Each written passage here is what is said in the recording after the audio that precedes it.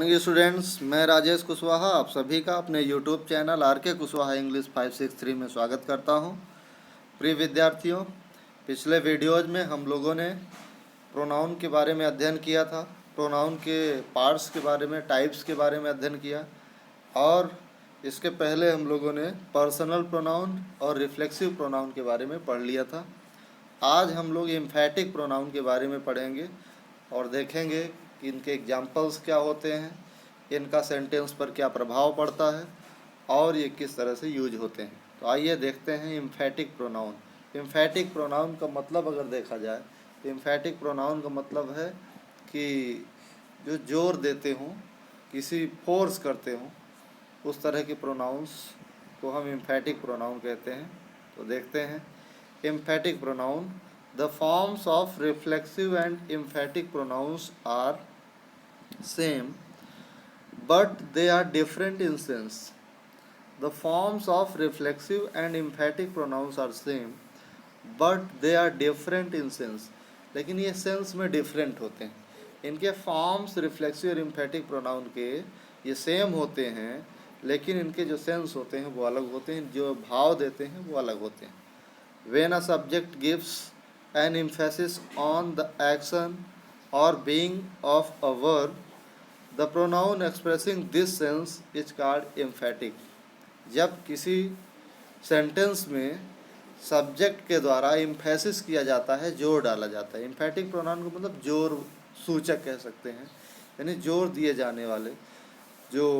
तो when a subject gives an emphasis on the action, जब कोई सब्जेक्ट किसी भी एक्शन पर, किसी क्रिया पर एम्फेसिस देता है, प्रभाव डालता है, तो उस प्रोनाउन को, जो प्रोनाउन प्रभाव डालने के लिए यूज किया जाता है, उस प्रोनाउन को एम्फैटिक प्रोनाउन कहा जाता है। यानी ये एक्शन पर एम्फेसिस डालता है, ऐसा प्रोनाउन है एम्फैटिक प्रोनाउन। एग्जाम्पल्स देखते हैं तो क्लियर होगा। जैसे पहला एग्जाम्पल है कि he did all the work himself. He did all the work. उसने पूरा कार्य किया, उसने संपूर्ण कार्य किया। himself स्वतः किया। अगर himself को हटा दिया जाए तो भी पूरा सेंस निकलेगा। he did all the work, उसने पूरा काम किया।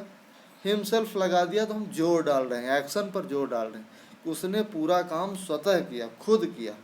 ये भाव क्या निकल रहा है? ये भाव ऐसा निकल रहा है जो जोर डाल रहा है, एक्शन पे जोर डाल रहा है। जबकि नॉर्मल सेंस पहले हिमसेल्फ ना लगाने पर भी नॉर्मल सेंस निकल रहा है, लेकिन हिमसेल्फ लगाने पर जोर दिया जा रहा है, एम्फेसिस डाला जा रहा है। दूसरा एग्जाम्पल देखते हैं। I myself wash my clothes. Myself को पहले हटा के इसका सेंस देखिए। आई वॉश माई क्लॉथेज, मैं अपने कपड़े साफ करता हूँ, मैं अपने कपड़े साफ करता हूँ। I myself wash my clothes, मैं अपने कपड़े स्वतः साफ करता हूँ। ये जोर डाला जा रहा है, बाकी कार्य वही हो रहा है और सेंस भी नॉर्मल सेंस वही निकल रहा है। लेकिन जब माई सेल्फ लगा दे रहे हैं, यानी सब्जेक्ट वाला क्या लगा दे रहे हैं, रिफ्लेक्सिव या एम्फैटिक प्रोनाउन लगा दे रहे हैं, इससे क्या हो रहा है, एम्फेसिस पड़ रहा है। तो ये एम्फैटिक प्रोनाउन है। जैसा कि पहले ही हमने देखा, the forms of reflexive and emphatic pronouns are same. चाहे रिफ्लेक्सिव प्रोनाउन हो, चाहे एम्फैटिक प्रोनाउन हो, दोनों का जो फॉर्म होता है वो सेम होता है। यानी हिमसेल्फ का यूज रिफ्लेक्सिव प्रोनाउन के रूप में भी हो सकता है और ये हिमसेल्फ का यूज एम्फैटिक प्रोनाउन के रूप में भी हो सकता है। लेकिन रिफ्लेक्सिव प्रोनाउन तब होता है जब वो एक्शन को रिफ्लेक्ट करता है सब्जेक्ट पर। और यहाँ क्या है, एम्फैटिक प्रोनाउन में एक्शन पर जोर डाला जाता है, रिफ्लेक्शन का कोई सवाल ही नहीं उठता, एक्शन पर जोर डाल दिया जाता है बस। तीसरा एग्जाम्पल देखते हैं। तीसरा एग्जाम्पल है, Ashoka led the army himself. Ashoka led the army himself. Ashoka led, Ashok ने लेड किया, लीड किया, यानी नेतृत्व किया।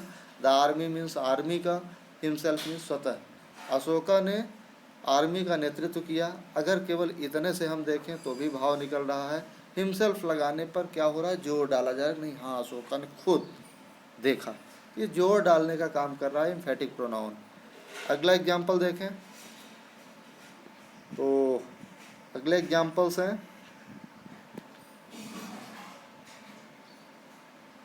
It was told so by the teacher himself, it was told so by the teacher himself, it was told so, यह ऐसा बताया गया, बाय द टीचर टीचर के द्वारा, हिमसेल्फ इन स्वतः, यहाँ भी जोर डाला जा रहा है। पांचवा एग्जाम्पल देखते हैं, he is himself responsible for his failure, he is, अगर हम हिमसेल्फ निकाल दें, he is responsible for his failure, वह अपने फेल्योर के लिए, अपनी असफलता के लिए रिस्पॉन्सिबल है, वह अपनी असफलता के लिए रिस्पॉन्सिबल है, जिम्मेदार है। अगर हम हिमसेल्फ लगाते हैं तो वह अपनी फेल्योर के लिए, असफलता के लिए स्वतः जिम्मेदार है, खुद जिम्मेदार है, स्वयं जिम्मेदार है। तो स्वयं का भाव और जोर डालने का भाव एम्फैटिक प्रोनाउन दे रहा है।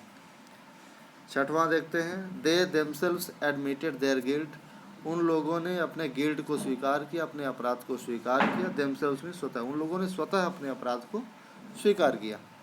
तो इस तरह से हम क्या देख रहे हैं, इस तरह से देख रहे हैं कि जो एम्फैटिक प्रोनाउन है वो एम्फेसिस करता है, एक्शन पर जोर डालता है। और प्रोनाउंस के फॉर्म्स वही हैं, फॉर्म्स मैंने बताया था। फर्स्ट पर्सनल प्रोनाउन के फर्स्ट पर्सन और सेकंड पर्सन के पॉसेसिव में और थर्ड पर्सन के ऑब्जेक्टिव में सेल्फ या सेल्फ्स लगाने से एम्फैटिक या रिफ्लेक्सिव प्रोनाउन मिलता है। पहले भी वीडियो में हम लोगों ने पढ़ लिया था, पिछले वीडियो रिफ्लेक्सिव में भी हम लोगों ने पढ़ा था। आइए कुछ कंपैरिजन देखते हैं रिफ्लेक्सिव और एम्फैटिक का, क्या कंपैरिजन है, इनमें क्या तुलना हो सकती है। तो आइए देखते हैं। तो the old man hanged himself, बूढ़े आदमी ने खुद को हैंग्ड कर लिया। अब जो इसका प्रभाव है, हिमसेल्फ का प्रभाव है, हिमसेल्फ जो वर्ड आया हुआ है, अगर हिमसेल्फ को हटा दिया जाए, द ओल्ड मैन हैंग्ड, बूढ़े आदमी ने फांसी लगाया, किसको लगाया नहीं पता है, यानी ऑब्जेक्ट इसमें नहीं है। तो ये हिमसेल्फ जो है ऑब्जेक्ट के रूप में आ रहा है, तो ऑब्जेक्ट के रूप में आता है और एक्शन को रिफ्लेक्ट कर रहा है सब्जेक्ट पर, यानी जो कार्य हो रहा है किसके ऊपर हो रहा है, ओल्ड मैन के ऊपर हो रहा है। तो जब ये रिफ्लेक्सिव या एम्फैटिक प्रोनाउन सेल्फ या सेल्फ्स वाला फॉर्म ये ऑब्जेक्ट के रूप में आए और एक्शन को रिफ्लेक्ट करे तो वो रिफ्लेक्सिव प्रोनाउन होता है।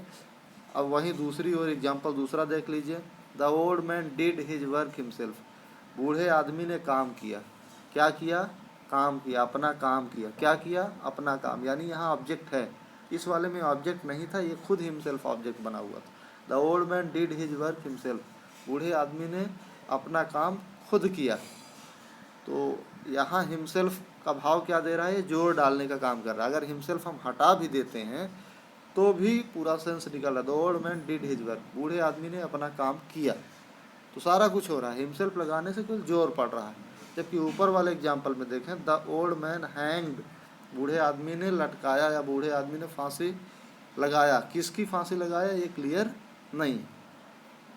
अगला एग्जाम्पल देखते हैं हम लोग, I covered my self with a blanket, I covered my self with a blanket, मैंने कवर किया, माई सेल्फ को हटा दीजिए, मैंने कवर किया। अब क्या कवर किया, किसको कवर किया, ये क्लियर नहीं हो रहा है जब तक कि ये न लगे। और इसमें देख, अगर इसको लगा देते हैं, आई कवर्ड माई सेल्फ, अगर इसको हमने लगा दिया यानी माई सेल्फ को हमने लगा दिया, तो ये क्या कर रहा है, खुद तो ऑब्जेक्ट बना और दूसरा एक्शन को रिफ्लेक्ट कर रहा है सब्जेक्ट की तरफ। तो रिफ्लेक्सिव प्रोनाउन इसलिए है क्योंकि एक्शन को रिफ्लेक्ट कर रहा है। वही एग्जाम्पल ये वाला देखें, अगला एग्जाम्पल, तो I myself wash my clothes, अगर माई सेल्फ को आप हटा दीजिए, आई वाश माई क्लॉथेस, मैंने अपने कपड़े साफ़ किया।